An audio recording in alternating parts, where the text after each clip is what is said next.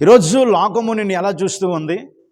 నీ స్థితిని బట్టి, నీ బలహీనతను బట్టి, నీవు అనుభవిస్తున్నటువంటి ప్రతి పరిస్థితులను బట్టి నువ్వింతే, నీ స్థితి అంతే అనేటువంటి ఒక నిశ్చయతకు వారు రావచ్చు. కానీ ఈరోజు దేవుని జనంగమా, ఈరోజు దేవుడు నిన్ను ఎలా చూస్తున్నాడు అనేది నీ జీవితానికి కావాలి. ఈరోజు పరిశుద్ధ గ్రంథంలో జ్ఞాపకం చేసుకుంటే ముగ్గురు వ్యక్తులు మనకు కనబడుతూ ఉంటారు.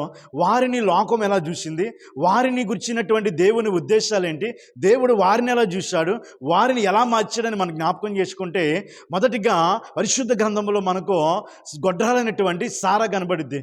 లోకం ఎలా చూసింది అంటే సారాను ఒక గొడ్రాలుగా చూసింది. ఎన్ని సంవత్సరాలు చూసినప్పటికీ ఆమె వారికి ఎలా కనబడింది అంటే గొడ్రాలుగానే కనబడింది. కానీ నా దేవుడు ఎలా చూశాడు అంటే అనేక జనములకు తల్లిగా ప్రభువును ఆమెను చూశాడు.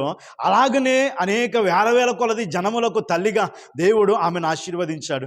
రెండో వ్యక్తిని గురించి జ్ఞాపకం చేస్తే యేసేపు అనేకులకు ఒక బానిసగా కనబడ్డాడు, అనేకులకు ఒక చెరపట్టబడిన వాడుగా కనబడ్డాడు. కానీ యేసేపును ఏ ప్రజల మధ్యలో అయితే చెరపట్టబడిన వాడుగా చూశారో, ఏ ప్రజల మధ్యలో అయితే బానిసగా బ్రతికాడో, అదే ప్రజల మధ్యలో అనేకులను బ్రతికించేవాడుగా దేవుడు చూశాడు. అనేకుల పైన అధికారం కలిగిన వాడిగా దేవుడు చూశాడు.